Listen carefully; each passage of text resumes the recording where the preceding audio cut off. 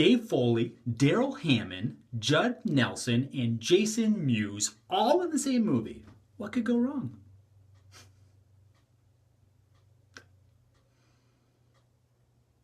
Haugen does the movies, Haugen does the movies, Haugen does the movies for you. Okay. Welcome to Haugen Does the Movies, where I review movies in my bathroom, and I do it for you. Today I'm going to be reviewing a movie called Netherbeast Incorporated, and this has a runtime of 88 minutes. It's starring Steve Burns, Daryl Hammond, Dave Foley, Judd Nelson, and Jason Mewes. A wonderful cast.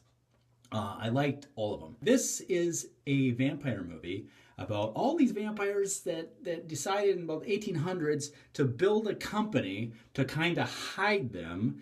And throughout the years, the company is built into this huge corporation, the longest business, I believe, selling telephones. I'm going to start off with the things I liked, and the main thing was the cast. Daryl Hammond, for me, stole the show.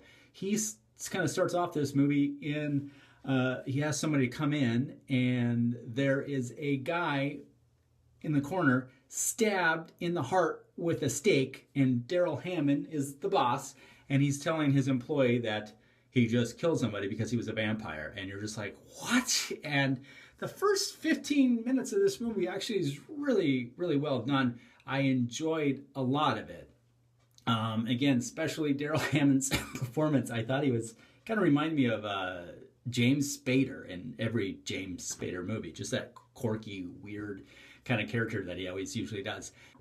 This vampire movie is very different from most. In the most original part of it is that they have reflections. They can be in sunlight, but it does hurt. Some garlic will bother them. Crosses don't bother them.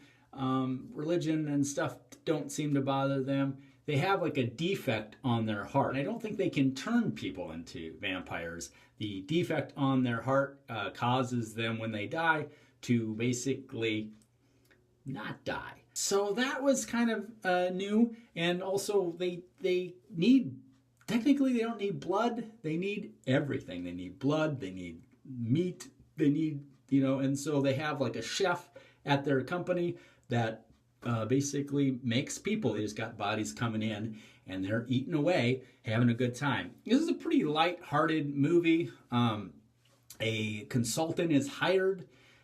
This is the first time a human has been in this company. Who knows how long, and the owner did it. And the reason he did it is they called it retardation. This is their term. And something happens to the vampire. It's almost like they just kind of lose their memory and they forget that they're a vampire. And this is what happened to Daryl Hammond's character. So, and then they talk about this rinse, and they make it seem like it's a bad thing. Like, oh my gosh, don't do the rinse. There were some confusing parts, but also there was a lot of information. There was so much information, and they had like a cartoon kind of animation, which was really neat. But then there was just like, oh wow, this is so much information. I don't know how to take it. It was almost like it seemed like I was just like you're in high school, like that kind of instructional animation thing. They're showing everything happening.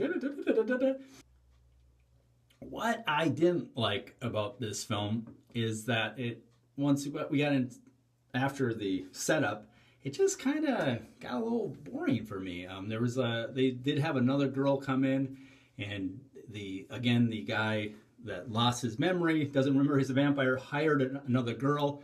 So now they're trying to get her out. They don't want her to figure out the secrets. And in the meantime, somebody's hitting these other vampires at night over the head, and they're disappearing.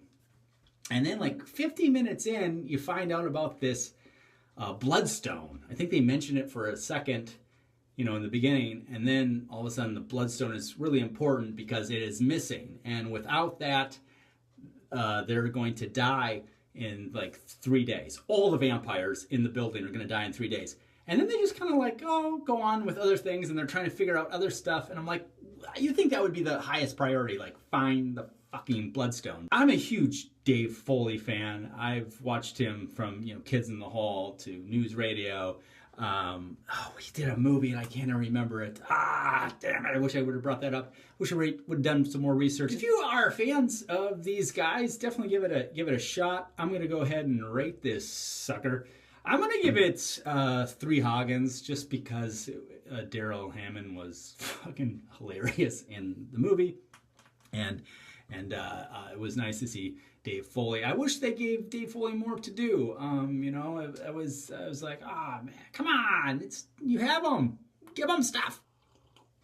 And if you go to Amazon Prime, you'll see some good reviews. A lot of people did like the movie, so you might want to check out the trailer. And if the trailer pleases you, you should give it a shot. That's what I think. My assistant Adam also watched the movie. Here's a clip. Definitely had high hopes for this guy. Had some people from SNL, Kids in the Hall. Quite a few people that when you watch it, you're just like, oh, it's that guy. Oh, it's this guy.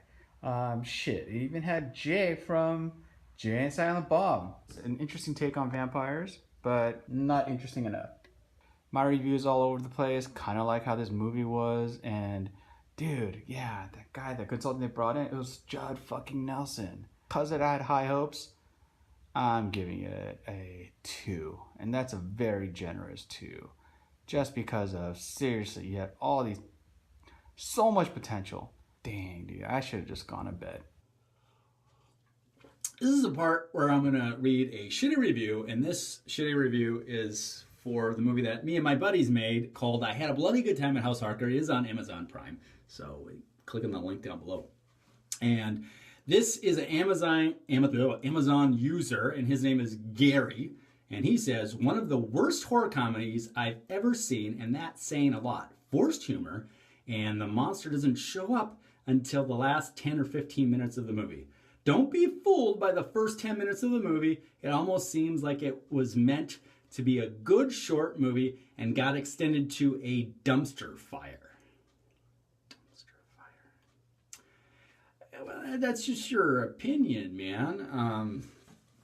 And at the same time, I respect Gary for his review here because you know what? He watched the whole thing. It is very clear that he did not like this movie. I mean, it was probably torture for him, but he got through the whole thing and then wrote a review. Not like, oh, I couldn't get through the first 10 minutes. I appreciate that. So thank you, Gary, for taking the time and watching our movie. Sorry it didn't make you laugh. We definitely tried. Sometimes it hits with some people, and unfortunately sometimes it doesn't, and it didn't really hit for you. And it wasn't supposed to be a short. It was actually supposed to be a web series at one point. But then we decided that we really wanted to make a feature film. So maybe we should have kept it a web series, and then you could have hated it on YouTube. Thanks for watching Haugen Does the Movies. Jesus Christ. Thanks for watching Haugen Does the Movies. Please join me next week where I will be reviewing... And thank you so much for watching Haugen Does the Movies. Please join me next week where I will be reviewing a movie called Hellraiser, so that should be a good one. And also, don't take my opinion too seriously. I am just a dude that reviews movies from his goddamn bathroom. Thank you.